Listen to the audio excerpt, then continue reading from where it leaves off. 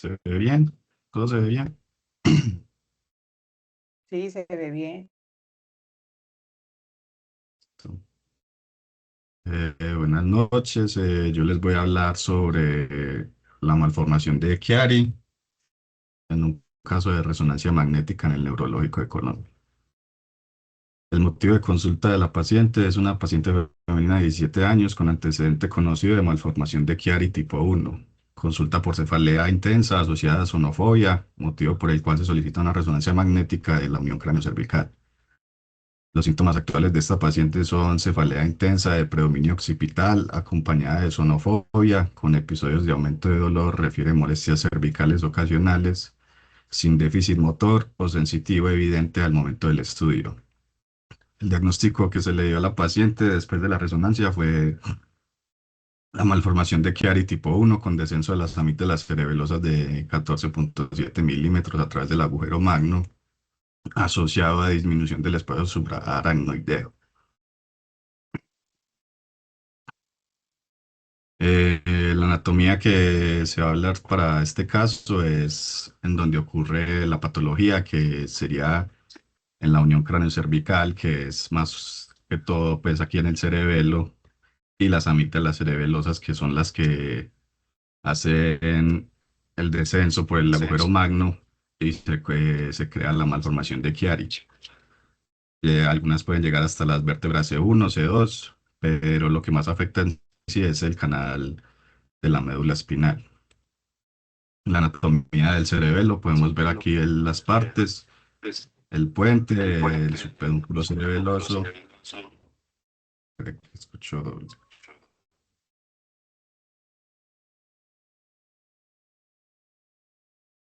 y las amígdalas cerebelosas que se ven acá, que son la parte más baja del cerebelo.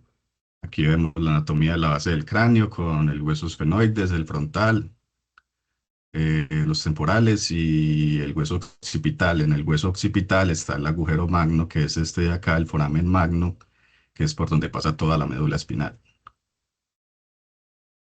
La malformación de Chiari es una enfermedad la que es generalmente congénita. Consiste en una alteración anatómica de la base del cráneo en la que se produce una herniación del cerebelo y del tronco encefálico a través del foramen magno. El criterio radiológico y diagnóstico se considera una malformación de Chiari cuando el descenso amigdalar es igual o mayor a 5 milímetros. El caso de la paciente del caso clínico mío es de 14,7 milímetros, entonces es una herniación que se considera bastante significativa.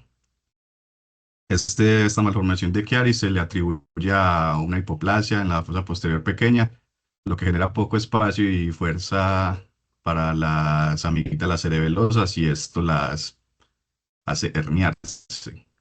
Una hernia amigdalar causa obstrucción parcial o total del flujo del líquido cefalorraquídeo en el foramen magno.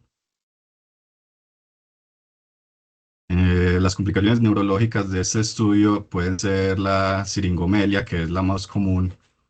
Esta se produce por la alteración del líquido cefalorraquídeo al momento de la hernia de las amígdalas cerebelosas, lo que produce una cavidad en la médula espinal que se conoce como siringe, que es algo así cilíndrico que se hace en la médula espinal por la obstrucción de esta malformación de Chiari. También puede tener complicaciones como la hidrocefalia, que ya sabemos que es acumulación excesiva de líquido cefalorraquídeo en el cerebro. También espina bífida, que la espina bífida hay una llamada mielomeningocele, que esa es más que todo en la malformación de Chiari tipo 2. Ya vamos a ver las malformaciones de Chiari, las que hay. También los pacientes sufren de cefalea intensa, disfunción del tronco encefálico y alteraciones sensoriales, especialmente en las extremidades superiores. Los tipos de Chiari, aquí los vemos, la malformación de Chiari tipo 1, que la estructura herniada en esta malformación para que sea diagnóstica son solo las amígdalas cerebelosas, como les dije, en unos 5 milímetros. La más frecuente, que está casi en el 90% de los casos, es la siringomiela, que ya vimos que era la cavidad que se forma, la llamada siringe, y es la más frecuente.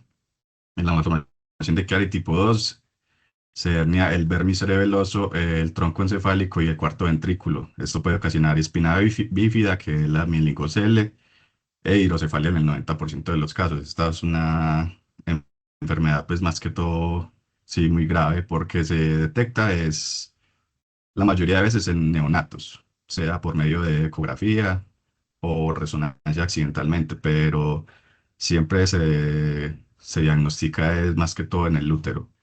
Y la malformación de Chiari tipo 3, que es cuando se hernia el cerebelo y la parte del tronco encefálico, formando una hernia en encefalocele. Es una de las anomalías intracraneales asociadas a malformación de Chiari tipo 2 y este es el tipo más raro y más grave y tiene más alta tasa de mortalidad que las otras tres. Estas se diagnostican la 2 y la 3 en neonatos o en intrauterinos y la malformación de Chiari tipo 1 es más que todo en pacientes adolescentes como la del caso mío, que es una paciente de 17 años. El protocolo de este estudio se le hizo a la paciente una resonancia magnética de columna cervical. Eh, la región de estudio en esta resonancia fue la unión cráneo-cervical, la fosa posterior, que es donde está la médula, el cerebelo y las vértebras cervicales, que en una resonancia se hace normalmente desde C1 hasta T2. Posicionamiento del paciente es de cúbito supino, cabeza en posición neutra, con una bobina de cabeza y cuello, que es esta. Y los objetivos del protocolo fueron determinar el grado del descenso de las amígdalas, evaluar el espacio subaracnoideo y la dinámica del líquido cefalorraquídeo, detectar siringomielia o prominencia del canal ependimario y valorar alteraciones asociadas con la columna cervical. Las secuencias utilizadas en la resonancia de este estudio fueron turboespineco T1 sagital, que esa se puede decir que es la gold standard porque el descenso de las amígdalas cerebelosas se puede estudiar en un plano sagital más fácil que en un coronal, un axial. En un axial, la verdad, muy poco lo que se puede se puede visualizar eso.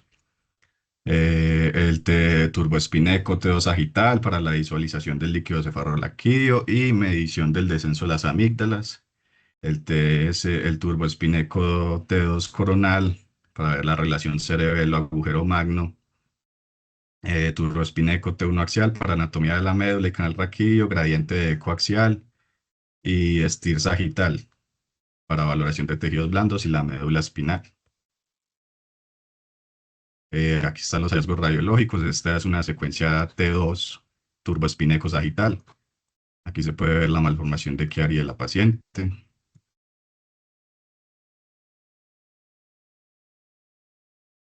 Aquí se ve. Más abajo el foramen magno, que debe estar arriba del foramen magno las amígdalas y de por sí todo el cerebelo. Esta es una STIR sagital.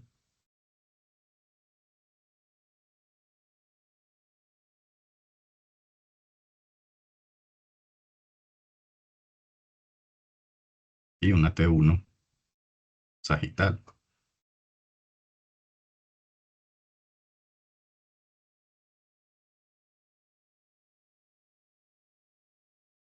También una T2 turboespineco coronal.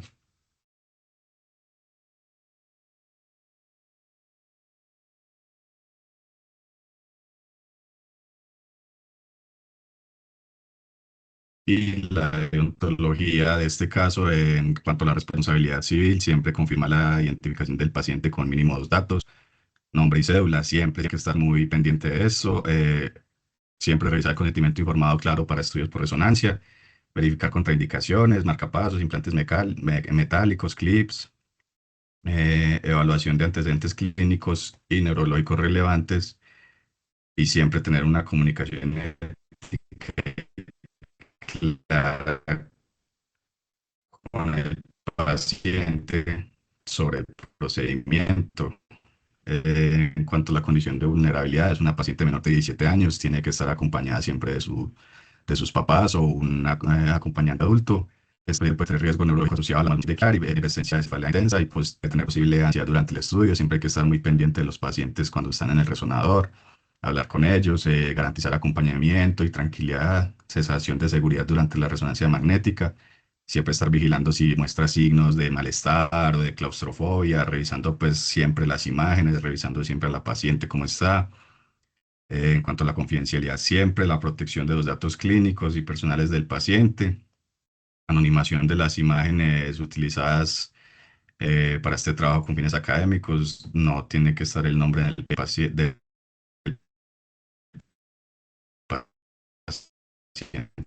en los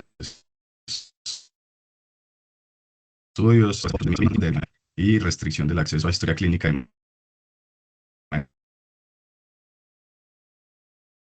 diagnósticas en cuanto al autocuidado, tanto del paciente como del personal, estar con los elementos adecuados de protección, cumplimiento de seguridad en campos magnéticos, saber que retirarse todo el tanto el paciente si de pronto va a ingresar a la sala, un posicionamiento seguro dentro del resonador y comunicación constante durante el estudio con el paciente para mantenerlo tranquilo y seguro.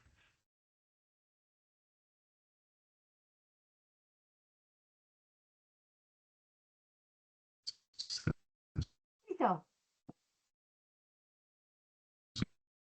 Ah, bueno, Richard, bien, bien.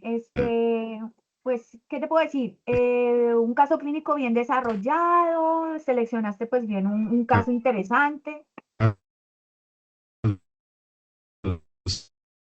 Hola, te oye entrecortado.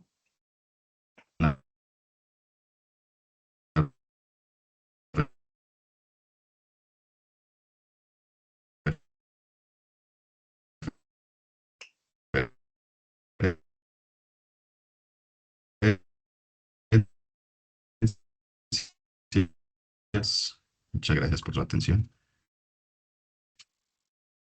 Hola, Listo, no, hola. es que como quedaste congelado, como que se reprodujo el audio de a pasitos. Pero ya, bien, nada, te decía, estas malformaciones de Chiari me parecen pues que son siempre un caso interesante de ver porque es una patología que es rara, pero en el neurológico se ven seguido pues debido a la especialidad de la clínica, ¿cierto? Eh, mm, Hiciste un buen A ver, reconocimiento ya está bien. anatómico, Ujú. sí, bien, describiste bien la anatomía, cómo se origina, cómo pues causa toda esta situación. Eh, ¿Qué quisiera yo como añadir? Que pues dijiste que como que cuando son recién nacidos y se les detecta, pues porque realmente su etiología es congénita, es decir, ella es algo que sucede dentro del embrión, que su fosa posterior es muy pequeña, no se desarrolla del todo y el cerebro cuando está empezando a crecer y a desarrollarse, pues genera este tipo de hernia porque el tamaño de la fosa posterior no es lo suficientemente grande para albergar el cerebelo y las amígdalas en general. Eso básicamente, aunque es la 90% de las veces es congénito, hay que tener en cuenta que esta patología también puede ser producida, o sea, hay casos en que una cirugía, un trauma o una infección también pueden causarla. Es muy raro que suceda, pero puede suceder esta etiología en el caso de esta malformación. Y pues nada, manejas pues muy bien los fundamentos de la resonancia. Me faltó un poquito más de imágenes de resonancia como tal, pero en general tu exposición estuvo buena, Richard. Muchas gracias. Muchas gracias, profe. Gracias a todos. Con gusto. ¿Quién es el siguiente?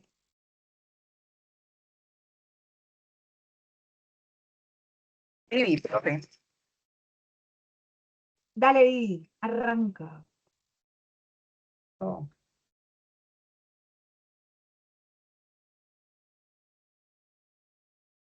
pero,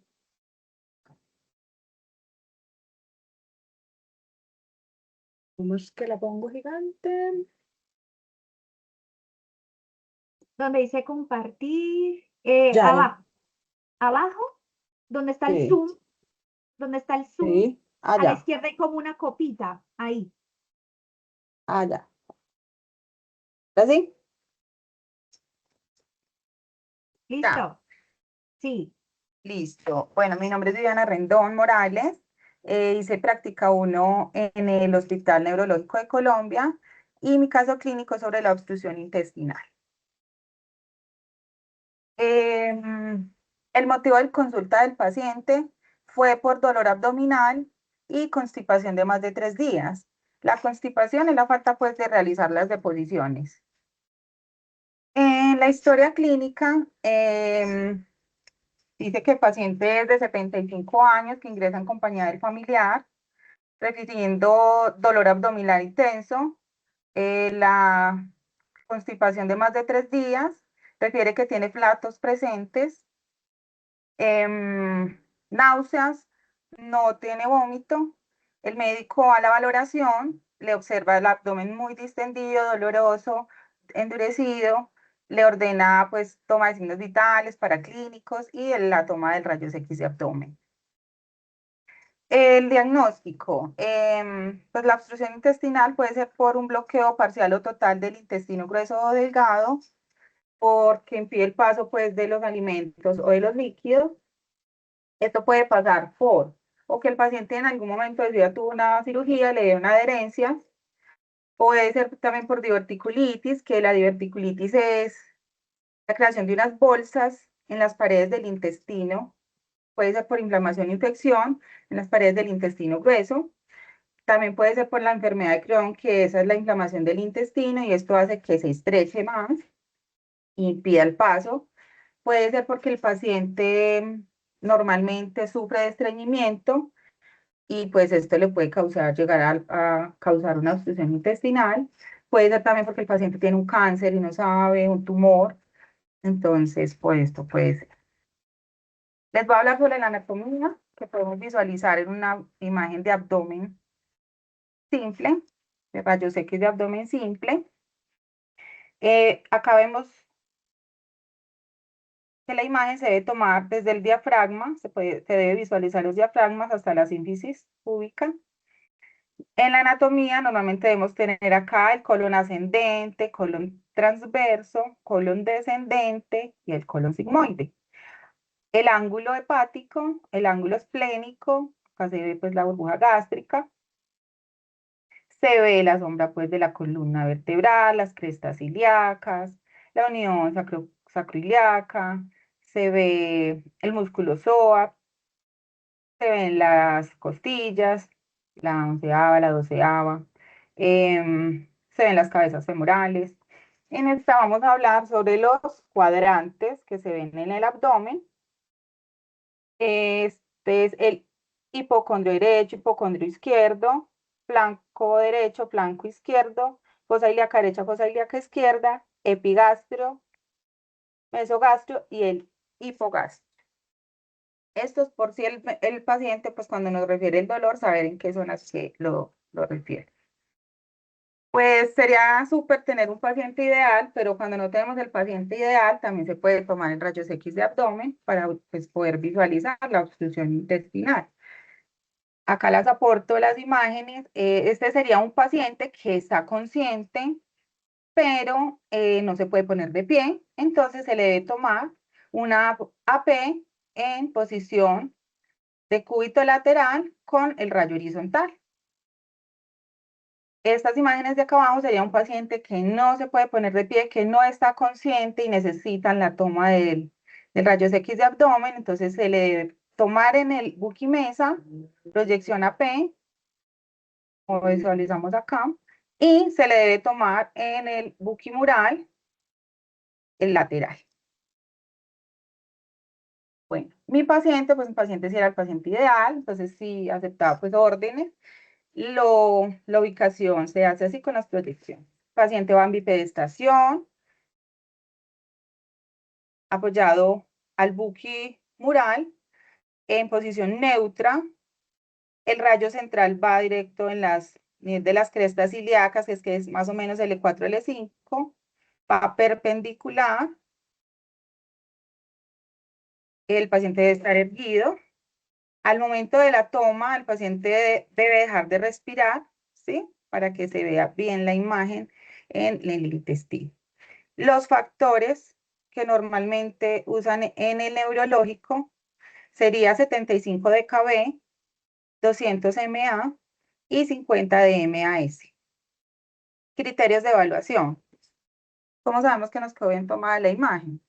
Ay, no me... ya. El paciente está erguido, no se ve rotado, se ve, como les expliqué ahorita, que se ven ver los diafragmas hasta la sínfisis del pubis. Acá les puse dos imágenes donde está la imagen normal, donde no hay obstrucción intestinal, y en esta es donde vemos la obstrucción intestinal, cómo se ve el diagnóstico.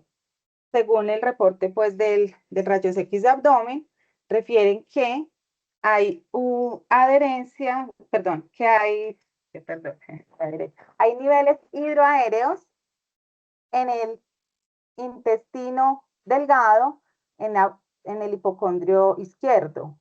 Se ve acá inflamado el intestino, pero dice que se ve gas distal. Entonces, esto puede ser que hay una obstrucción parcial del intestino, ya que se observa aire distal. En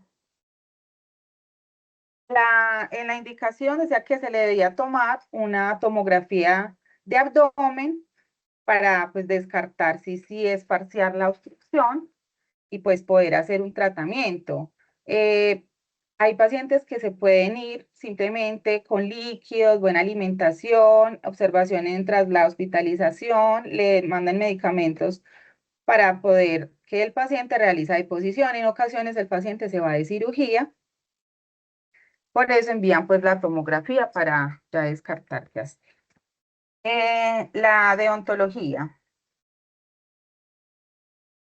Hay que tener buen contacto con el paciente, explicarle el procedimiento que se le va a realizar, darle seguridad a la toma del estudio, tomar una imagen adecuada, con buena calidad, con los niveles o factores que necesitamos para que el médico pueda dar un diagnóstico más certero. Los signos de alarma, ¿cierto? Entre menos radiación, mejor para el paciente. Siempre, sí, por ejemplo, si una mujer, hay que preguntarle si la paciente está de pronto en embarazo, si podemos ponerle el protector de tiroides, bueno, y darle confidencialidad al paciente, tanto en las imágenes que vamos a utilizar acá en el caso clínico como para el diagnóstico. Si nosotros nos damos cuenta del diagnóstico que tiene, no se le puede mencionar al paciente, pero sí podemos llamar al servicio y comunicárselo para que de pronto le agilicen más en su atención. Y no, ya, muchas gracias. Este es mi grupo de práctica. Gracias, Vivi. Muy bien. Para tu primer caso te fue muy bien, muy bien. El caso está bien planteado, obviamente, pues demuestras una adecuada comprensión de lo que es la obstrucción intestinal, las imágenes que pusiste muy claras sobre el posicionamiento y la técnica para realizarlo. En la radiografía que pusiste se ve claramente los niveles hidroaéreos, faltó pues como que lo señalaras como más claramente. En cuanto a Bueno, la, sí. como por a las carreras. Sí. En cuanto a la respiración, recuerda que el abdomen se debe hacer en expiración. O sea, no es solo que no respire. No es que no respire y ya, De no. bote El el aire. paciente tiene que haber soltado completamente todo el aire. ¿Por qué? Porque así logramos que el diafragma ascienda, ¿cierto? Y cuando el diafragma asciende, nosotros logramos ver mejor todos los órganos abdominales. Se reduce obviamente la superposición de los pulmones sobre los demás órganos. Sí, Entonces, gracias. es importante que se haga en expiración. Expiración. Sí, señorita. De resto, Perfecto. nada, muy bien, me parece que lo hiciste fantástico. Felicitaciones Muchas y gracias. nada, listo. Sigue, Muchas Santi. gracias. Gracias, Vivi. Chao. Buenas noches, ¿me escuchan ahí bien? Es que tengo problemas ahí con el portátil. Perfectamente. Sí. Excelente.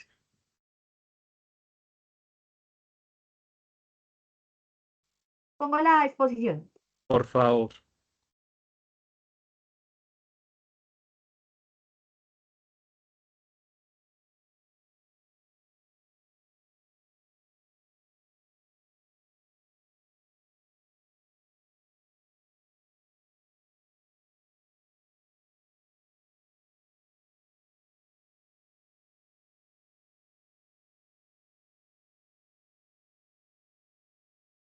Ya la ven.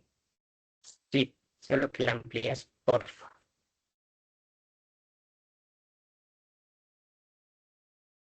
Listo. Un cordial saludo para todos. En este caso, vamos a ver la biopsia percutánea.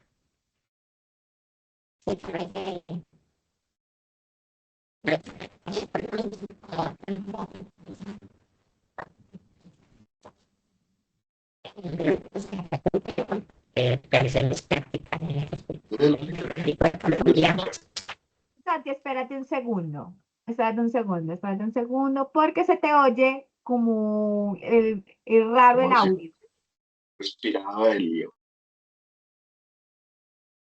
Pareces Mickey Mouse. Deja que te cargue bien. Ahora sí, arranca.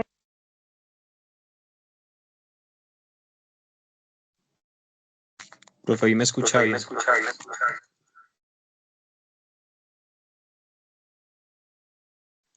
Sí, ahí te escuchamos, Ahí, pero con retorno.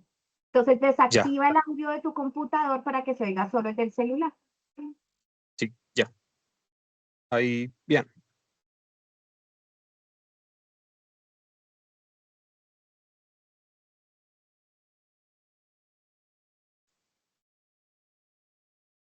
Eso Me ya se confirma. escucha.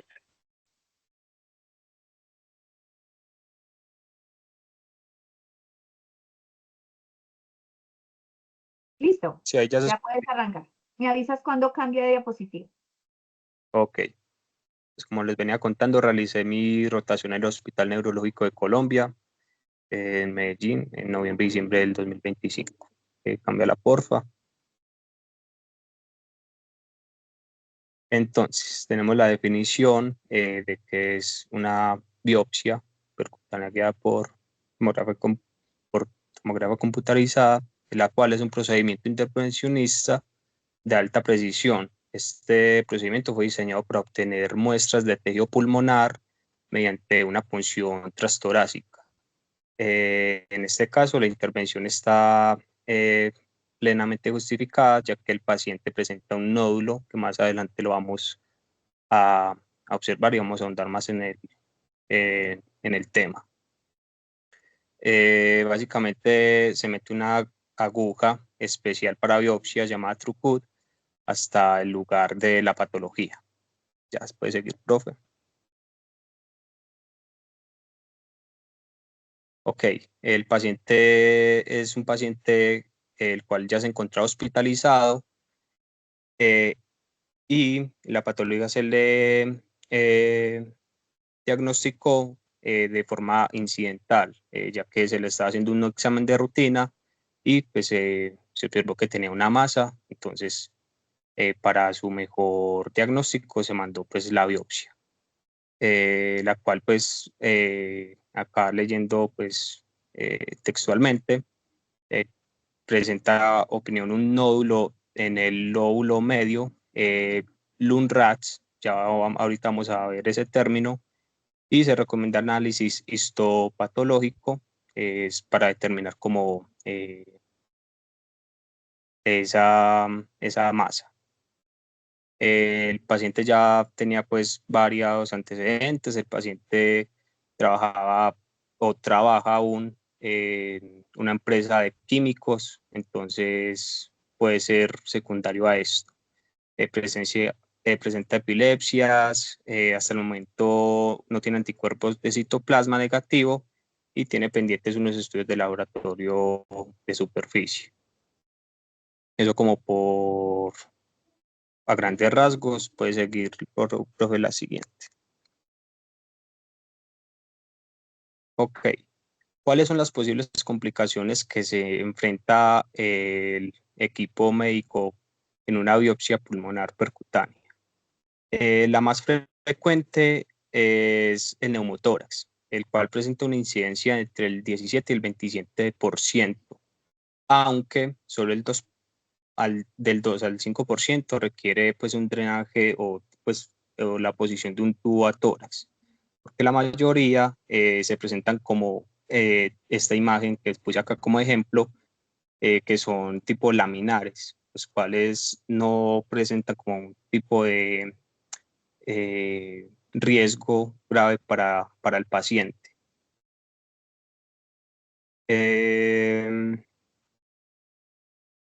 Desde la perspectiva anatómica, el abordaje de este nódulo subpleural en el lóbulo medio requiere un conocimiento profundo de la pared torácica.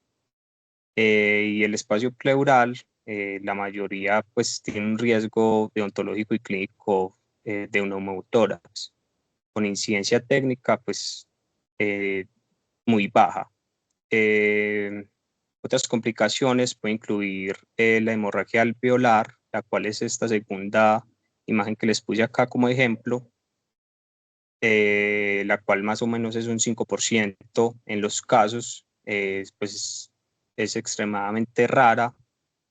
También tenemos más abajo la embolia gaseosa sistémica, la cual a grandes rasgos es como que entra aire a los vasos y esto impide la circulación normal de estos. También tenemos el hemotórax, el cual pues también es a grandes rasgos el derrame pues de sangre dentro de los pulmones. Listo, ya puede seguir, profe. Ok, vamos a ver un poco de la anatomía de los pulmones, recordando que, no sé si pueda señalar, profe, acá el lóbulo medio es el verde oscuro, el derecho, que ahí es donde se sitúa la patología del paciente que estamos viendo en este caso. A diferencia del pulmón izquierdo, el pulmón derecho tiene 3 lóbulos, el superior, medio e inferior. El pulmón izquierdo, perdón, pues presenta 2 lóbulos, ya que ese espacio del lóbulo medio está como, pues, ocupado por el corazón, por la silueta cardíaca. Podemos seguir. Ok, la preparación y los insumos. En este caso es muy importante saber cómo nos llega el paciente. Entonces, esto es un trabajo en equipo donde tiene una funcionalidad específica cada persona. Entonces, la auxiliar de enfermería va a recibir el paciente, no sin antes saber pues, la historia clínica, por qué llega y qué se le va a realizar. Ella lo va a recibir, si es un paciente que viene obviamente hospitalizado, como es este caso, siempre se le debe recibir a la auxiliar del otro servicio con exámenes de coagulación previos, también con a veces bien la glucometría, también monitorizados. En este caso tiene que ser el paciente monitorizado constantemente durante todo el examen, antes, durante y posterior al examen. Obviamente ya en los insumos tenemos obviamente el equipo, el TAC, en este caso es un Siemens. Se va a preguntar al paciente obviamente si sabe que se le va a realizar, eso va dentro de la deontología que tenemos previa pues al paciente, si sabe que se le va a realizar, cómo se le va a realizar, si está de acuerdo, las posibles complicaciones que se le va a presentar. Esto lo puede hacer tanto el médico como el tecnólogo o como el auxiliar, y si lo hacen los tres, mucho mejor. Preguntarles siempre al paciente si sabe que se le va a realizar y por qué se lo envía. Bueno, también tiene un ayuno específico no menos de 6 horas, ya que se va a hacer, pues, se va a usar una anestesia, aunque es local, pero se va a usar. Bueno, dentro de la preparación específica para el estudio tenemos la asepsia. Ya cuando el paciente esté dentro del equipo, el médico haya hablado con el tecnólogo de dónde está específicamente la lesión y cómo se debe ubicar el paciente específicamente dentro del equipo, ya el auxiliar puede proceder con la asepsia de la zona pues a invadir. ¿Por qué es importante esto? Porque hay lesiones que pueden estar posterior, o sea, esta está anterior, ahorita lo vamos a ver, pero si está posterior, pues por anatomía básica, la aguja no va a llegar hasta allá, y si llega, pues no es lo más debido. Puede haber doble riesgo de neumotórax o de las patologías que vimos anteriormente. Siempre se debe buscar el beneficio del paciente y el sitio de punción más rápido y con menos complicaciones. Posterior a que se hace la asepsia, que se puede hacer con estas soluciones que les puse ahí, puede ser povidona ayudada o clorexidina, pues obviamente todo tiene que ser estéril, vamos a invadir el paciente, todo tiene que estar estéril, previamente limpio, todo nuevo, tanto los campos estériles como los guantes, como las gasas, los tapabocas, absolutamente todo. Cabe resaltar que también todos los que vayan a entrar dentro del equipo tienen que tener la protección radiológica, como chaleco, si se puede, gafas, gorro y protector, pues, de tiroides.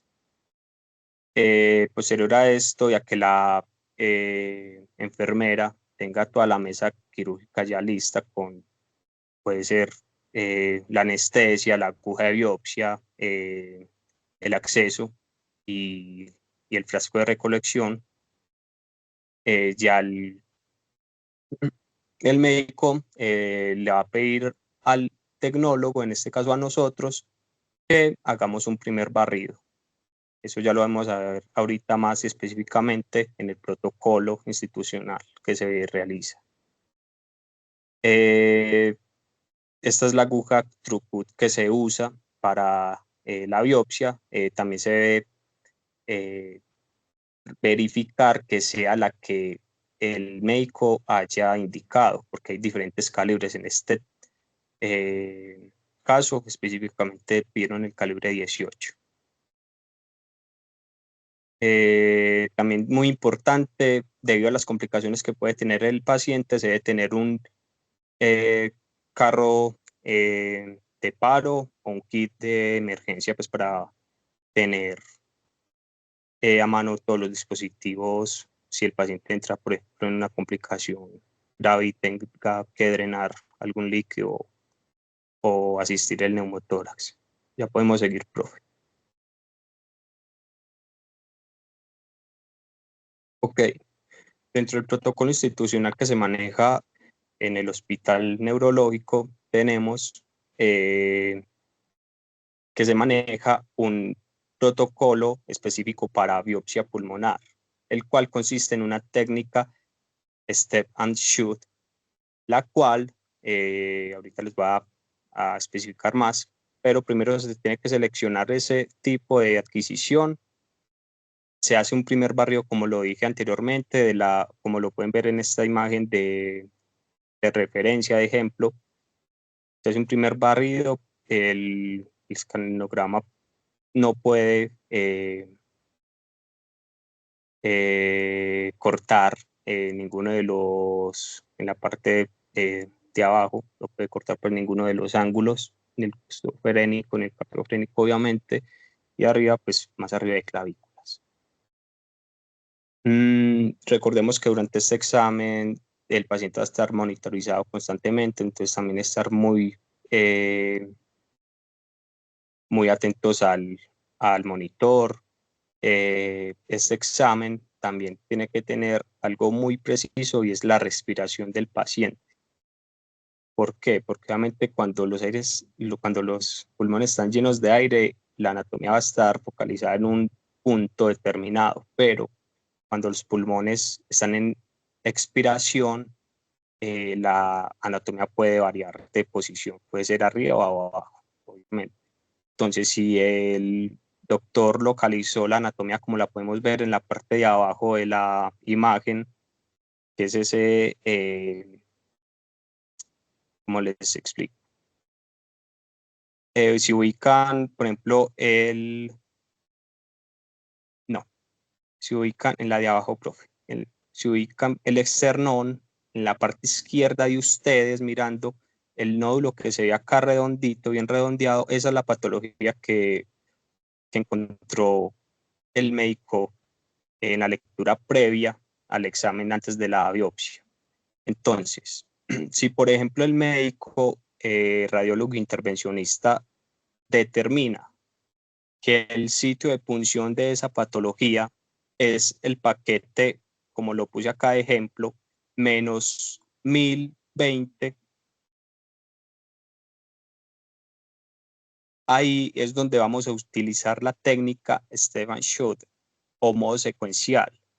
¿Por qué? Porque al mandarle esa coordenada al equipo, lo que va a hacer es que va a tener un corte preciso solo a ese nivel, para no irradiar al paciente de más y para que el médico sepa por dónde está entrando, a qué nivel va la punción y si está pues adecuado el procedimiento.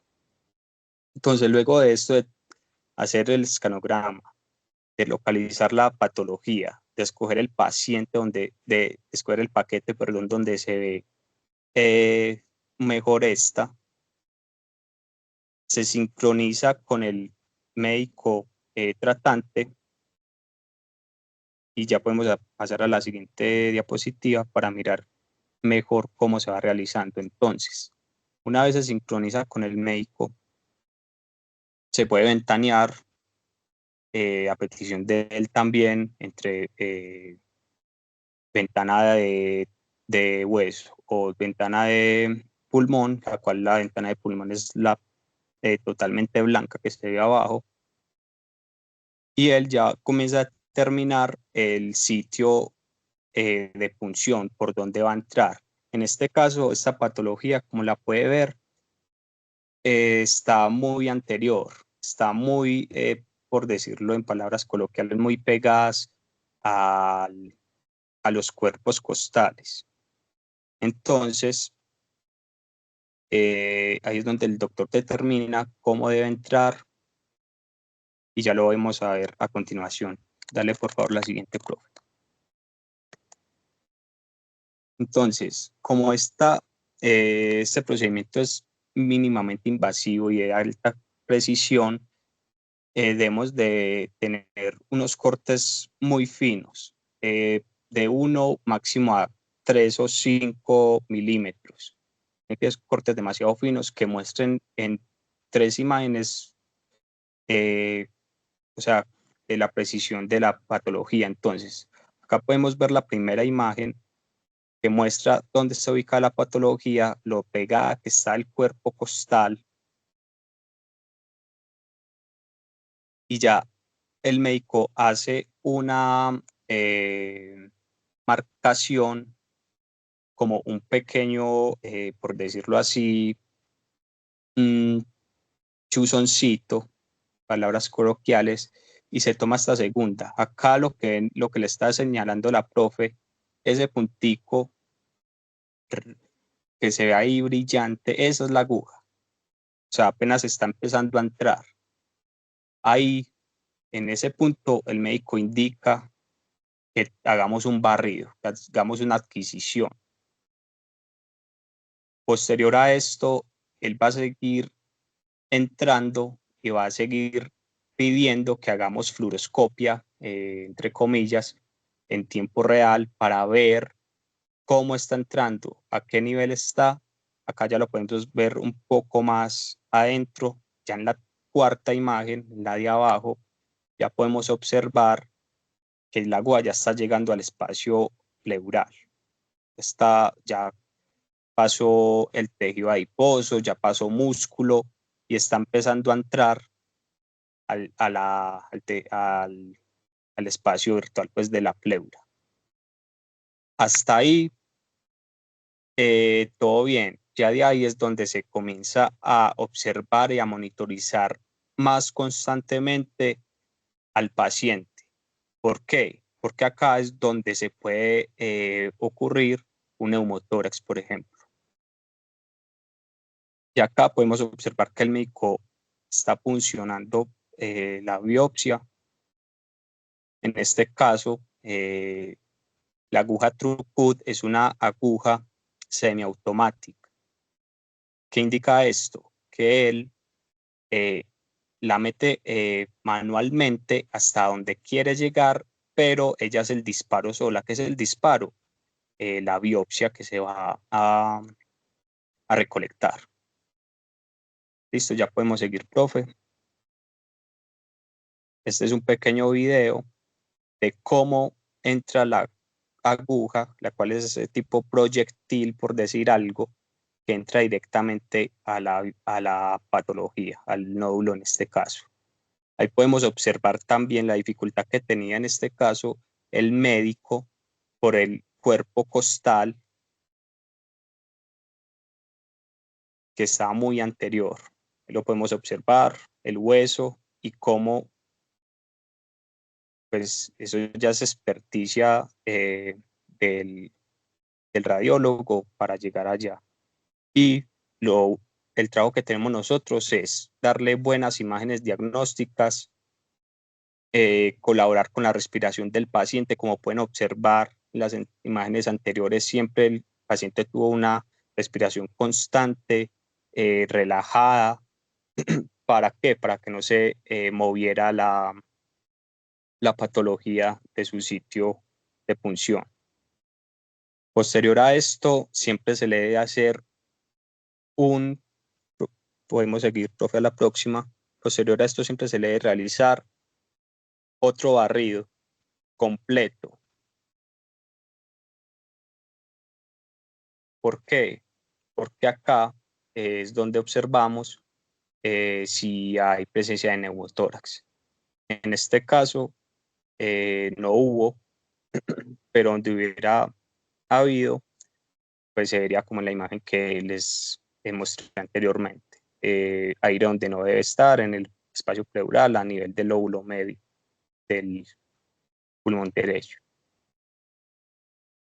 Acá podemos observar, siempre se debe observar el neumotórax en ventana de pulmón, como es esta, como les indiqué anteriormente. Ya podemos seguir, profe. De igual manera, posterior al examen, el paciente, por protocolo del neurológico, debe permanecer mínimo 30 minutos en observación, en recuperación. Los hallazgos que describe acá el médico radiólogo es la presencia de un nódulo, lo que ya sabíamos. Yo les iba a hablar acerca de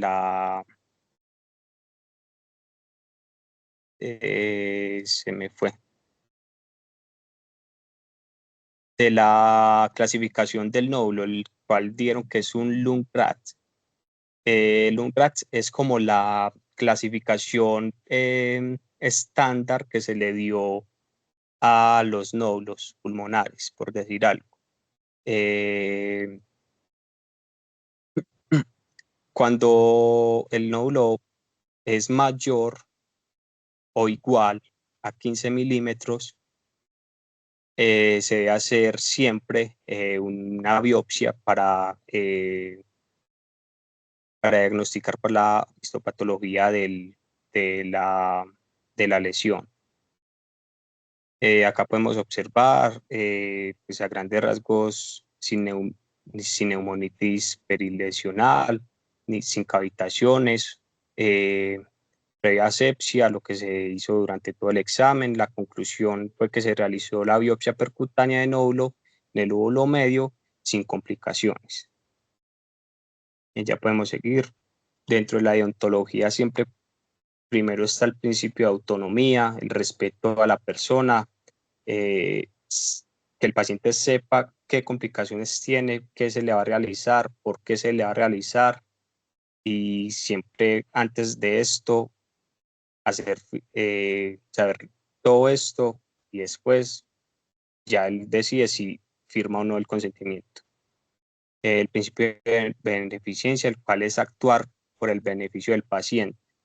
Si este es un trabajo multidisciplinario donde está desde el especialista en radiología intervencionista hasta el auxiliar de enfermería a cargo del paciente, no sin obviar la tarea que tenemos nosotros dentro de la biopsia, la cual es darle ojos, por decir algo, al médico, y coordinar también junto con él cómo se debe hacer el procedimiento.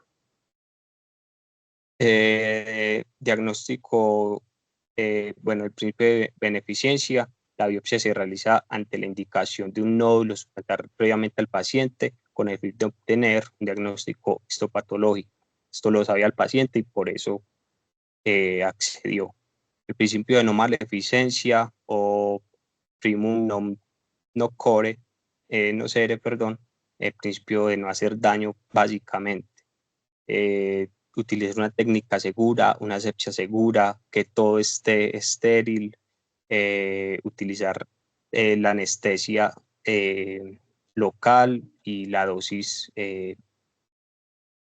adecuada, tanto en anestesia como en, obviamente, radiación, porque estamos utilizando radiación ionizante. El principio de justicia, la equidad y los deberes específicos de cada persona, que todos sepan qué deben hacer, cómo lo deben hacer y cuándo lo deben hacer. Eh, Eso es la diligencia y la responsabilidad, pues, de cada uno. También el paciente no puede estar desmonitorizado en ningún tiempo del examen, ni cuando llega ni cuando sale del tomógrafo. Y pues yo creo que ya sería todo. Ya las preguntas que tengan me las hacen saber. Si creen que ahonden en algún tema que no les quedó específico, me lo hacen saber y lo miramos.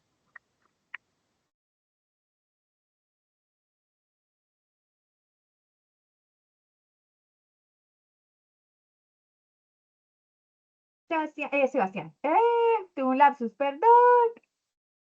Santi, no, excelente. Me parece un caso muy, muy completo. No dejaste nada por fuera. No tengo nada que añadir a tu caso, todo que yo creo que nos quedó muy claro.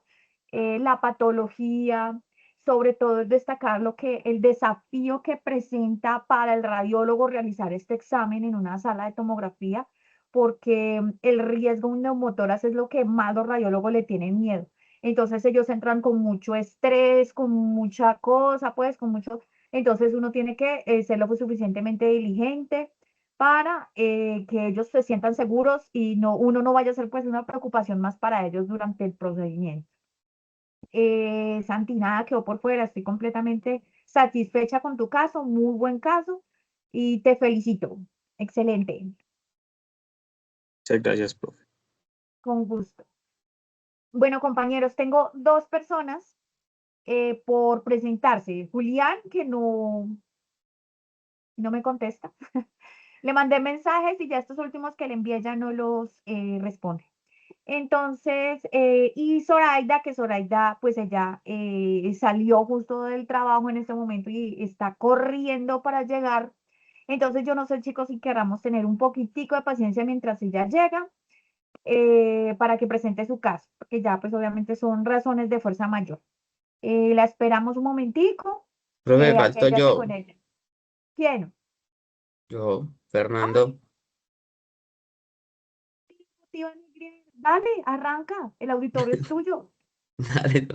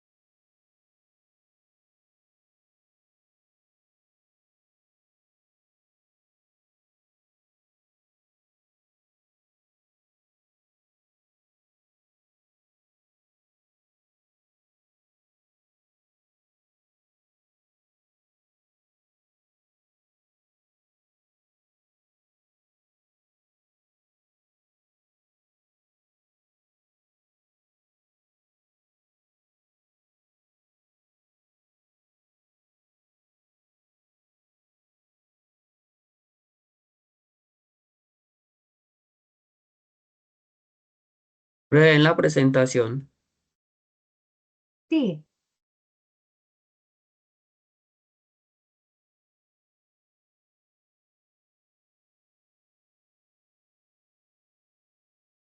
¿La ven completa? completísima. Ah, bueno. Eh, buenas, buenas noches, profesora. Buenas noches, compañeros. Yo presenté mi práctica número 1 en el Hospital Neurológico de Colombia, en la área de rayos X. El día de hoy les vengo a hablar sobre el caso sobre el húmero frágil, una técnica radiológica mínima. Entonces, eh, llega paciente que me dice me aporrié, paciente femenina de 73 años, quien ingresa de forma ambulatoria a este centro, lúcida, orientada y con un lenguaje conservado, refiriéndose a un cuadro clínico de 3 días de evolución consistente en una caída de su propia altura. Tras la caída, la paciente presenta trauma en cara, hombro derecho y antebrazo derecho. Actualmente, el síntoma principal es el dolor intenso y limitación para la movilidad del hombro derecho.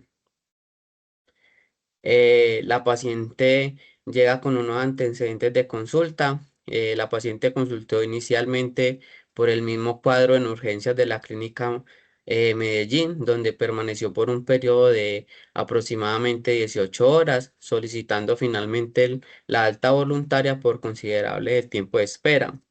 Al momento de llegar, lo primero que nos dice la paciente es que tiene afán y el acompañante nos dice que si le podemos dar prioridad porque tenían como algo que hacer. Al ingresar al instituto, se le evidencia edema visible en la región del codo derecho, del codo y del brazo derecho. No hay signos de compromiso neurológico agudo aparente, ya que la paciente nos habla normalmente, me dice qué le pasó. Por protocolo siempre se le preguntamos qué pasó. La paciente me dice que se cayó, me muestra que puede mover el brazo, pero que no lo puede levantar. Entonces los síntomas me dice que son dolor intenso agudo en el hombro, imposibilidad para mover el brazo, limitación funcional e hinchazón. Tiene edema, hematomas, se puede y que puede descender por el brazo, o sea, en el brazo se le veía el hematoma, era visiblemente, y deformidad visible en el contorno del hombro, se le veía que el hombro lo tenía hacia adelante, lo tenía caído, venía con un cabestrillo. Las causas comunes son la caída desde su propia altura y los factores claves son ortoporosis, huesos débiles y ya porque es una persona anciana. Entonces, eh, lo primero que les voy a hablar es sobre la anatomía del hombro. Entonces, eh, qué es lo que tenemos acá? ¿Qué les puedo decir? La cintura escapular, la cual está compuesta por una articulación sinovial, que es tipo diartrosis, eh, que la conforman tres huesos que son, tenemos el húmero, tenemos la clavícula y la escápula. Esos son los que nos conforman la cintura escapular. Eh, Estos tres huesos dan lugar a tres articulaciones, que son la articulación esternoclavicular, que es la que tenemos por acá. Si la estoy señalando bien, es que como, Sí, sí se ve perfectamente. bueno, la articulación esternoclavicular, tenemos a la articulación acromioclavicular, que es esta ya que está acá, y la articulación glenohumeral. Entonces, esto es lo que nos compone la cintura escapular. Tenemos pues como le venía diciendo, la clavícula, el húmero y la escápula. La articulación glenohumeral es una articulación sinovial de tipo esferoidea o hernantorsis, que se caracteriza por su forma y por su movimiento, la cual posee una superficie articular que es como en forma de esfera, que la podemos observar acá, que es la cabeza del fémur, y eh, la otra superficie que es la superficie que actúa como una cavidad, que es la cavidad glenoidea, que es esta que está acá, que es la cavidad glenoidea de la escápula. Y esta nos permite, esta articulación nos permite movimientos múltiples en los ejes y los planos, en la cual se considera una articulación triaxial, la cual nos permite movimientos de flexión, extensión, movimientos de rotación interna, rotación externa, también aducción y aducción, y los movimientos de circundición, los cuales son la flexión, como nos ayuda a levantar las manos, a poner los brazos hacia atrás, la extensión de levantar, de hacer este movimiento del brazo hacia, retirarlo del cuerpo, y también el movimiento de llevarlo hacia el cuerpo. Eh, por su característica de esta articulación, por la característica de la cabeza del húmero, que es más grande que la cavidad glenoidea, esto ocurre a que haya muchas luxaciones cuando hay un trauma o una caída. La cintura escapular está compuesta también por ligamentos y músculos. Los ligamentos que tenemos en esta articulación son varios ligamentos. Primero que todo esto está compuesto por una cápsula fibrosa que nos ayuda a proteger la fricción entre los huesos y los ligamentos. Entonces, los ligamentos de la articulación glenohumeral tenemos varios ligamentos. El primero que tenemos el ligamento coracohumeral, el ligamento coracohumeral, que es este que está acá. Si lo pueden observar acá en esta parte. Tenemos otro que son los ligamentos glenohumerales, que son tres, que es el de la parte superior, medial e inferior, que son estos tres que podemos observar acá. Y estos ligamentos los protege la bolsa subescapular, que es esta que está acá.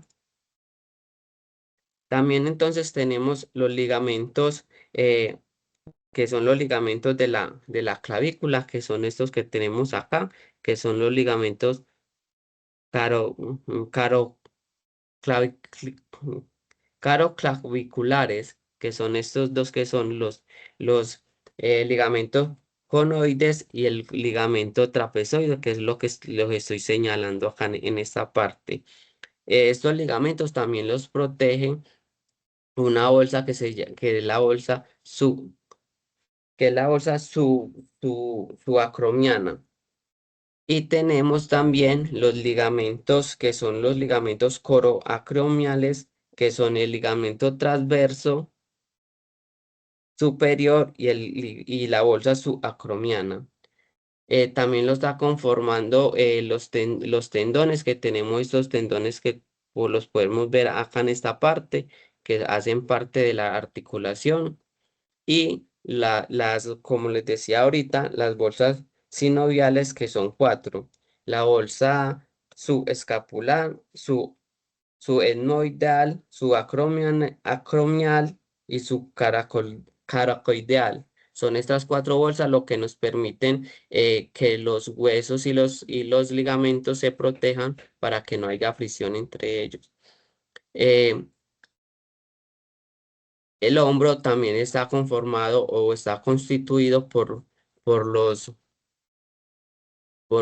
músculos, que son los músculos que podemos observar acá en esta parte.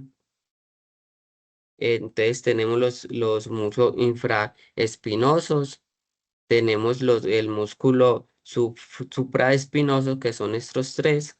Entonces acá tenemos una parte anterior y otra parte posterior. Eh, Ya les hablé, aparte de la anatomía pues del hombro. Ahora vamos a hablar sobre entonces qué se le hace a nuestra paciente.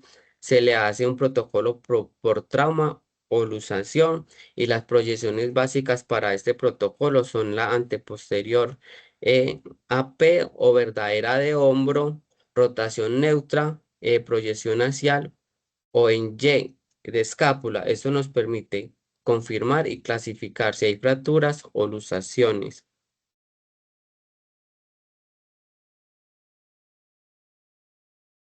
Entonces, a nuestra paciente, la primera proyección que le hicimos fue una proyección AP neutra, en la cual la evaluación del hombro en posición neutra AP es similar a la que se hace en una rotación interna o interna, pero ni el tubérculo mayor ni el menor están de perfil. Entonces, es una proyección en bipedestación.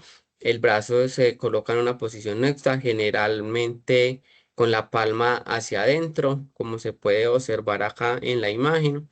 Se utiliza un receptor de imagen de 10 por 12 pulgadas longitudinal y el rayo central incidiendo en la articulación glenohumeral.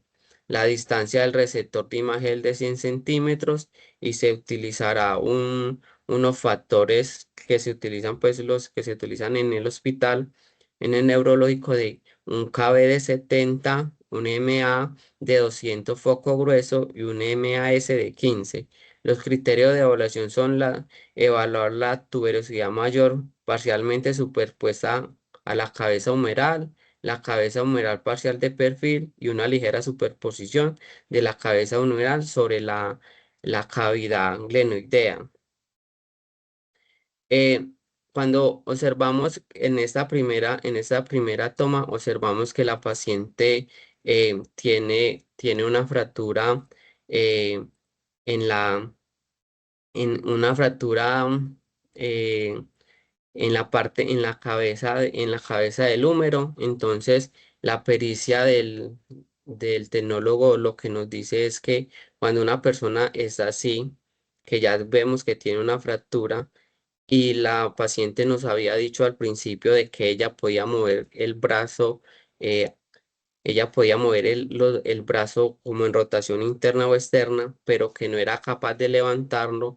Entonces, esto nos dice que ella no va a poder hacer, por ejemplo, la proyección axial de levantar el brazo. Entonces esa proyección no la debemos de hacer porque ahí podemos empeorar la dolencia del paciente. Entonces, debido a esto, a la pericia del tecnólogo, el tecnólogo nos dice que le hagamos una AP verdadera, la cual se le realiza, y para la cual nos permite ver la luxación del hombro, la fractura de la glenoides y lesiones, la cual se hace en bipedestación. Se rota el tórax 45 grados con el hombro afectado apoyado al receptor de imagen, y y se flexiona el codo afectado colocándolo en mano sobre el cuerpo, como se ve en la imagen. Acá podemos ver una correcta proyección, pues, que se debe de hacer el posicionamiento. Se, se tienen pues los mismos valores de la primera proyección, que son la misma distancia, el mismo foco receptor de imagen, y los criterios de evaluación son la cabeza humeral y la cavidad glenoidea, y el cuello y cabeza de la escápula sin superposición. Estas dos proyecciones nos arrojan estos hallazgos radiológicos. El primero, pues, que tenemos es la densidad mineral ósea se encuentra disminuida. Podemos ver que tenemos la proyección que se toma a la paciente, que es esta que estoy señalando, y esta, y la proyección, pues, que tenemos de muestra, o que nos dan que nos muestran, pues, los libros. Entonces encontramos que no se identificó lesiones líticas o blándicas demostrables que sugieran procesos tumorales o inflamatorios asociados. Las relaciones articulares se encuentran conservadas. No hay esterosis ni lesiones subcondrales o formaciones esterofitarias, pero se observa una fractura cominuta en tercio proximal del húmero asociado a edemas del tejido blanco. Entonces acá podemos observar la fractura em, cominu- cominu- comminuta, acá la podemos observar, y en esta otra, en la proyección verdadera de hombro, acá la podemos ver con más claridad, que está acá en esta parte, vemos la fractura. Vemos cómo es una radiografía de hombro normal, donde podemos ver el espacio pues, de la articulación, donde podemos ver eh, las diferentes, la cabeza del húmero, podemos verlo en una perfecta condiciones, y acá en la radiografía del paciente podemos observar pues la fractura, y que no está pues no están los espacios. Igualmente acá se puede observar la fractura de la paciente, y acá podemos observar pues lo que normalmente se debe de ver en una radiografía de hombro. Entonces los hallazgos, tenemos una fractura conmunitiva epifisiaria humeral. La paciente presenta una fractura comunicativa, lo que significa que está en la región epifisiaria, la cabeza humeral, está roto en múltiples fragmentos. Entonces, pues, las fracturas las clasificamos, depende pues de, de, de, de su forma. Entonces, encontramos que hay oblicuas, encontramos que hay comuni, comuni, comuni- se me va esa palabra, com, minuta, y le encontramos que hay fracturas abiertas y cerradas, y también dependiendo de la posición del trazo se clasifican en epifisiarias, metafisiarias o diafisiarias. En la deontología encontramos eh, en la responsabilidad social se realiza una evaluación clínica y radiológica completamente para confirmar o descartar la fractura del húmero. Se le pide al paciente no manipularla mucho ni moverla bruscamente el miembro. No se debe omitir ni resaltar la información clara, correspondiente y oportuna al paciente. Al paciente se le debe de informar. Por lo general, nosotros como tecnólogos no podemos dar un diagnóstico ni decirle al paciente qué tiene, pero en este caso se le debe informar a la paciente, porque vemos que la paciente es una paciente ya adulta, y también está como que la persona que está acompañando la está como acosando. Entonces se le debe de informar bien, para que ella vaya a la área de urgencias ya con un examen, ya que ella sepa que tiene una fractura y que se debe de hacer un tratamiento, que lo más adecuado es que se le debe hacer una cirugía, porque ella tiene una fractura, que el proceso pues que sigue es una intervención quirúrgica con unas placas que se le deben de pegar unas placas y unos tornillos para mejorarle pues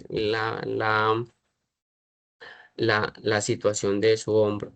Como profesionales debemos de tener autocuidado con nuestra posición, pues en el momento de hacer nuestro trabajo, tener una buena técnica ergonómicas adecuadas para prevenir cualquier lesión, utilizar pues los elementos de protección personal y los dosímetros.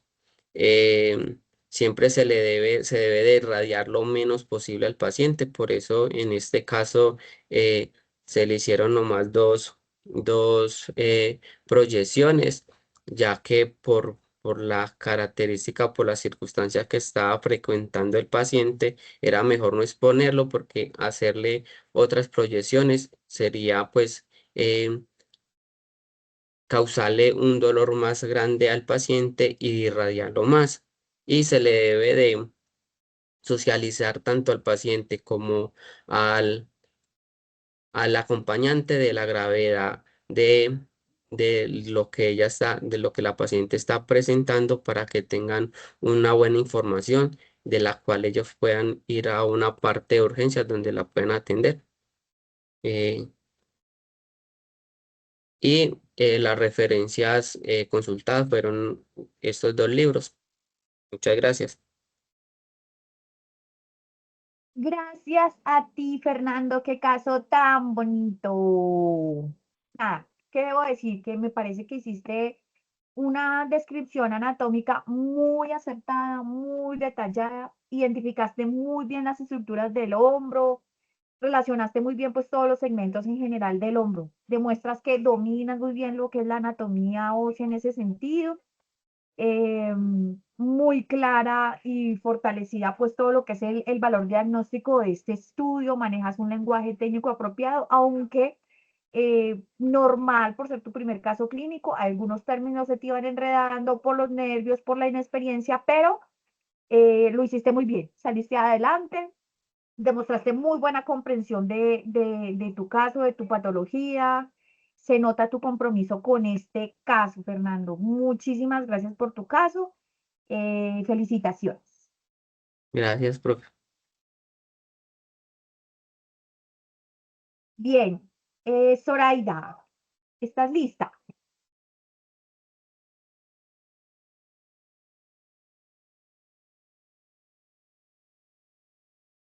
Ya llegaste, muy bien. Adelante.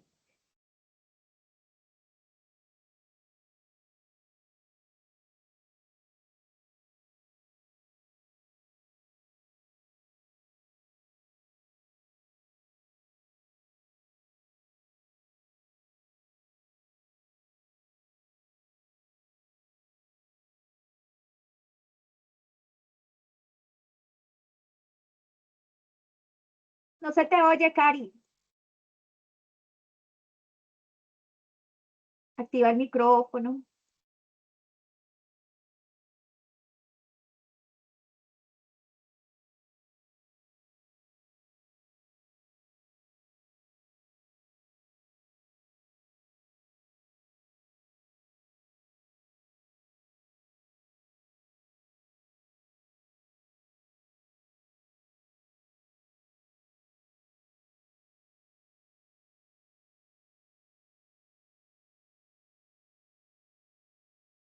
Hola, ¿sí me escuchan?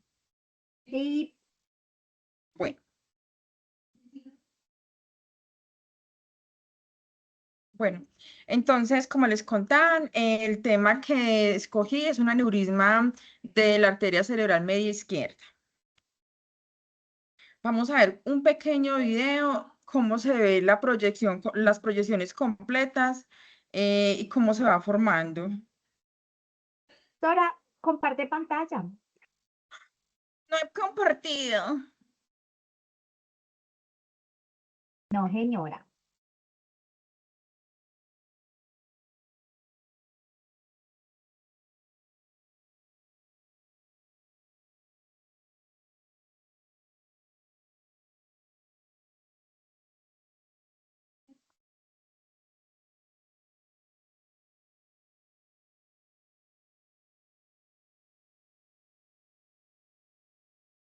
Me dicen si yo estoy compartiendo.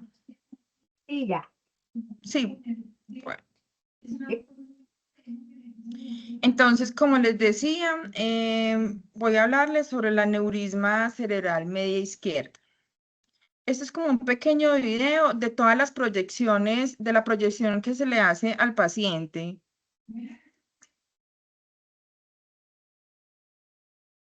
Y me perdonen el audio de fondo, el sonido de fondo.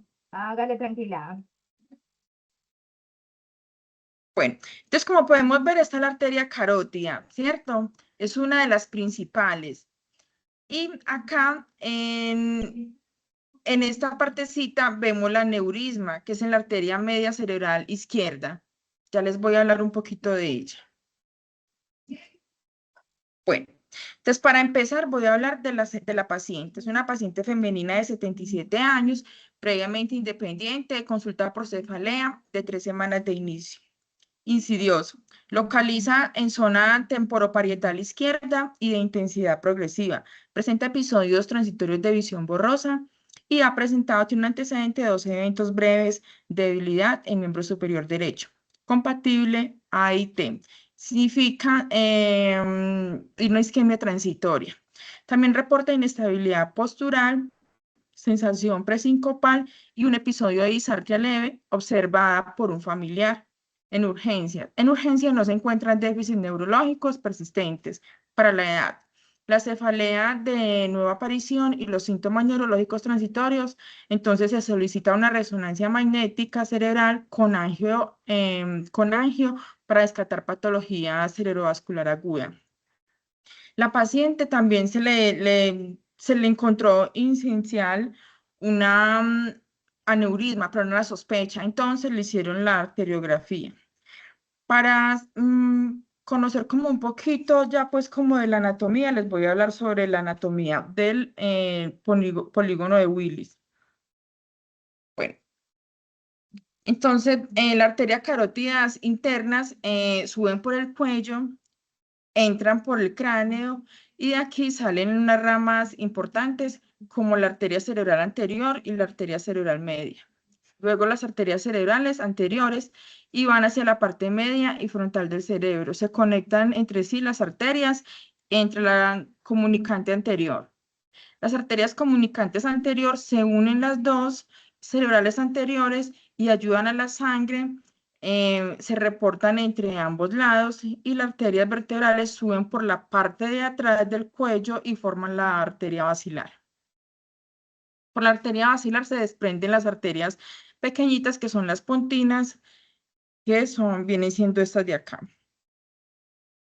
Las arterias cerebrales llevan sangre por la parte occipital, por este lado de acá, y al cerebelo, toda esta parte de acá.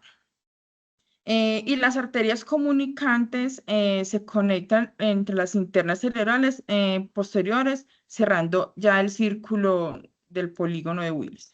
Lo vemos acá esta es la anatomía, y esta ya es una imagen de una angiografía, y esta de una angiografía, de una arteriografía.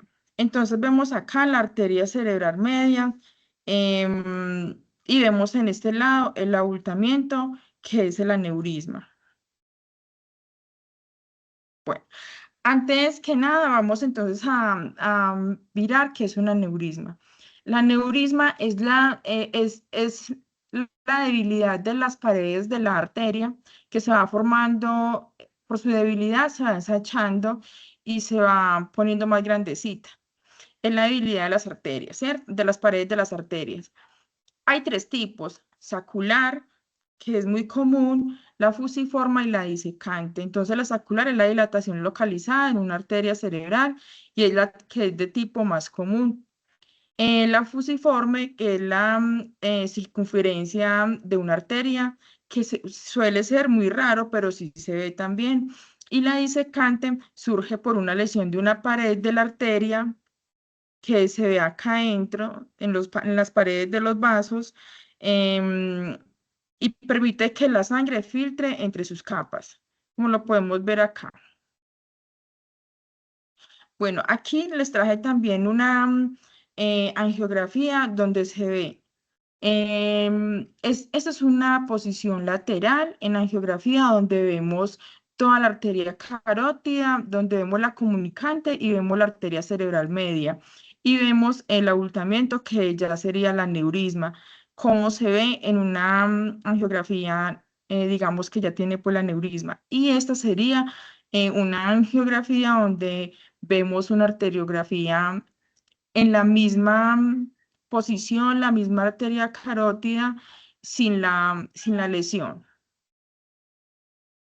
Bueno, el protocolo que se usa, ¿sí lo ven bien? Sí, sí se ve. Bueno, las proyecciones que se usan son Town, oblicua izquierda y lateral. Esas 3 proyecciones siempre son las que se usan para arteriografía. Esta es la posición Town. Con ella hicieron la medición del aneurisma en la arteria cerebral media. Esta es una posición oblicua para despejar la arteria y es una de las posiciones oblicua izquierda donde se puede despejar las aneurismas en esta arteria. Y en la lateral también se puede ver, pero para este diagnóstico de esta aneurisma y sobre todo acá, como les decía, en la arteria cerebral media izquierda, la posición ideal es la oblicua. Bueno,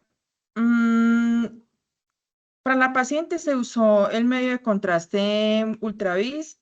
Se utilizaron de Kerma 68.6 unidades, que es lo que se mide pues como el miliamperaje durante todo el estudio. Los insumos que se utilizaron fue entonces una guía hidrofílica 0.035 de 1,80. Se usa también un catéter de Simon, se llama el Simon 2. Bueno, hablo algo sobre esta guía. Esta guía, el paciente debe poner, bueno, el paciente tiene una preparación. El paciente debe llegar en ayuna, debe llegar con la creatinina. Denme un segundito, corrijo los valores de la creatinina. La creatinina en mujer debe ser de 90 a 100 miligramos por minutos. Perdón, de 0.5 a 11 miligramos por decilitros y en hombres es de 0.6 a 13 miligramos por decilitro. El paciente debe llegar con este estudio cuando es ambulatorio, cuando el paciente está hospitalizado. En este caso que la paciente llegó por urgencia, se le hacen todos los estudios y si el paciente, previamente también si el paciente vemos que tiene la creatinina alterada, se le hace una depuración. ¿Qué significa? Que es un estudio donde mira si el paciente puede eliminar el medio de contraste que se vaya a utilizar y cuánto tiempo se demora y básicamente mira la función renal. Bueno, el paciente cuando ingresa, como vemos por acá en esta imagen, quiero que miren esta imagen, todo es estéril. Al paciente se acuesta en posición supino de esta manera y se le pone la mano sujetada, se entra por el miembro superior derecho y se entra en esta posición, se pone así como los doctores decían, vamos a poner la mano como tipo Spider-Man. Y aquí la canalizaban, le hacían la técnica para canalizar, ponían el introductor y luego pasaban la guía hidrofílica. Esta guía hidrofílica se dice que es hidrofílica porque digamos que tiene como una especie de humedad para poder recorrer y que no dañe los vasos. Se pone el catéter Simon 2, hay Simon 1, Simon 2 y Simon 3, pero para la paciente en este caso usaron el Simon 2 y usaron, hay estos tipos de catéter. Para ello usamos el catéter radial 5 frames. Bueno, me vuelvo a esta diapositiva que es el equipo, donde aquí podemos observar todo el equipo ya estéril. Todo debe ser estéril, todo.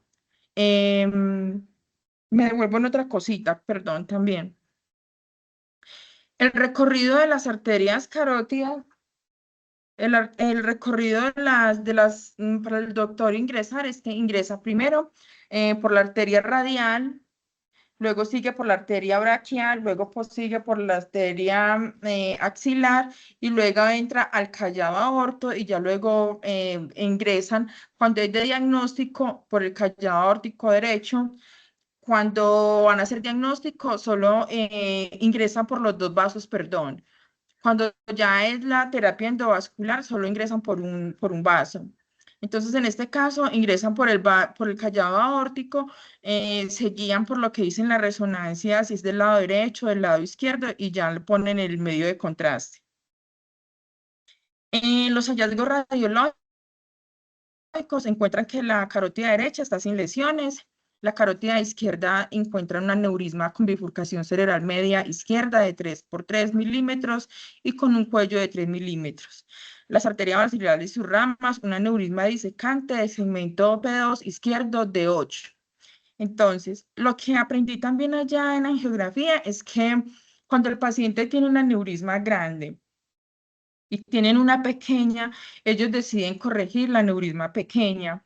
¿Por qué? Porque cuando entran al vaso y ellos prefieren trabajar con la aneurisma más pequeña porque es más fácil de manejar, más fácil que se pueda rellenar, poner el coil ya cuando van a hacer la terapia endovascular que con la aneurisma grande, porque ya el vaso está totalmente dilatado, las paredes están muy débiles y corren el riesgo de que si ingresan por la aneurisma que ven de más grande tamaño, la puedan romper o pueda haber, pues no sea como lo que se busca en la paciente, que es mejorar la calidad de vida.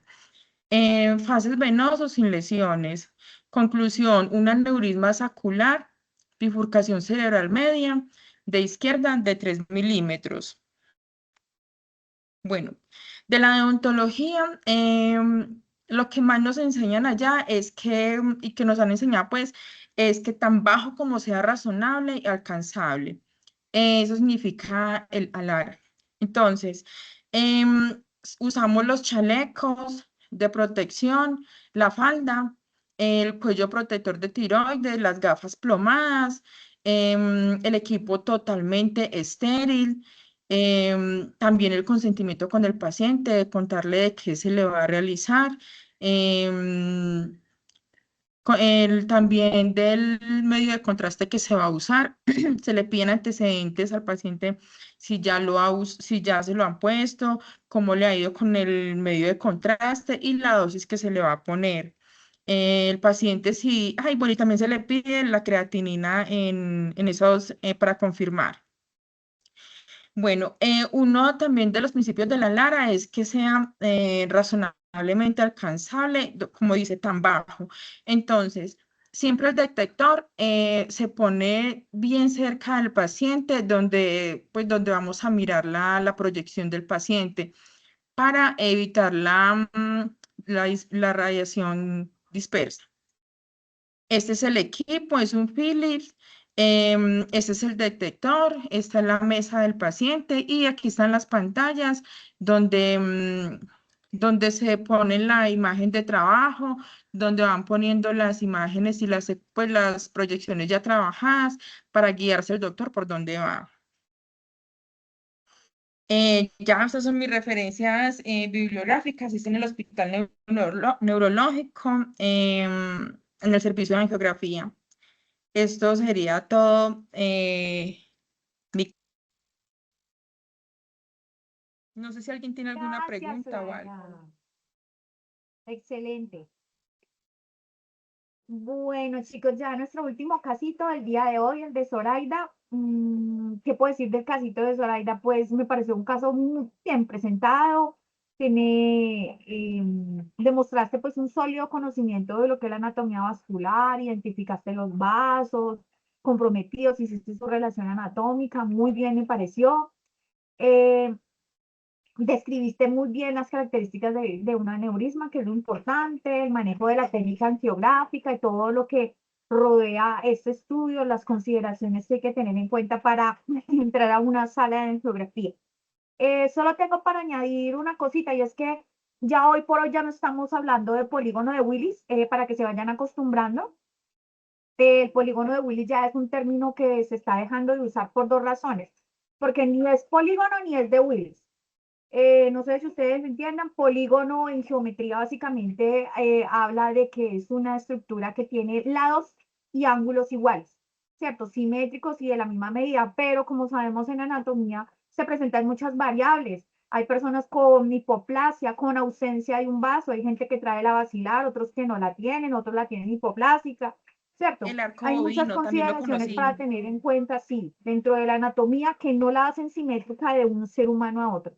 Y por otro lado, ya no se dice de Willis, porque se tiene conocimiento de que no solo Willis estudió este árbol arterial, también lo estudiaron otros anatomistas antes que él, y él básicamente lo que hizo fue como juntar esta información y exhibirla como propia. Entonces, no sería justo con las demás personas que venían adelantando un trabajo investigativo respecto a la circulación cerebral, solo decirle que es de Willis porque él lo que hizo fue un compendio. Entonces, ya se dice es círculo arterial cerebral o círculo arterial del cerebro. Ya ese término polígono de Willis ya se está dejando de usar, pues por justicia a lo que es el autor. ¿Qué otra cosita? No, nada. Aneurisma, la palabra aneurisma es una palabra masculina, no se dice la aneurisma, se dice el aneurisma. Para que por ahí no vayas a decirlo y por ahí te abran los ojos. De resto, nada. Muy bien, excelente. Gracias, Zoraida, por tu caso clínico, por tu tiempo. Lo desarrollaste muy bonito, muy bien explicado. Yo creo que a todos nos quedó claro. Y nada, Muchas eso era gracias, todo. profe. Muchas gracias por tu caso. Gracias a todos. Bueno, chicos, ya Julián no se va a presentar hoy, entonces lo dejo en constancia para que quede grabado en el video. Se le presentaron situaciones. No se puede presentar hoy. Ya pues cerramos esto por hoy. Les agradezco mucho por su tiempo, por la dedicación, por la investigación, por todo lo que hicieron. Un gusto haber trabajado con ustedes. Para los que ya se gradúan, felicitaciones. Nos vemos ya próximamente como colegas. No sin antes decirles que cualquier cosa que necesiten de mi parte, con todo el gusto, siempre que esté a mi alcance. Nos vemos, chicos, hasta el próximo año. Felicitaciones, felices fiestas. Y nada, se cuidan. Chao. Profe, muchas gracias. Gracias, profe. profe. Igualmente, Vale. que descanse mucho. Gracias. Ay, Profe, sí, muchas porque- gracias por todo. Profe, y la Muchas nota gracias entonces por tú no la todo. envías. Sí, yo ahorita ya empiezo a subir la papelería y cuando la tenga montada, la empiezo a dirigir al WhatsApp de cada uno. O si prefieren al correo, me mandan el correo y se las envío al correo. Listo, listo, profe. ¿Listo? Muchas gracias. Hágale pues. Feliz noche a todos. Feliz Chao, feliz noche. noche. Chao, chicos. Chao, Santi. Chao, Zoraida. Chao, Vivi. Chao, Fernando. Muchas gracias. Chao, chao. Profe, Gracias chao, por muchas gracias por todo. Es con todo el gusto.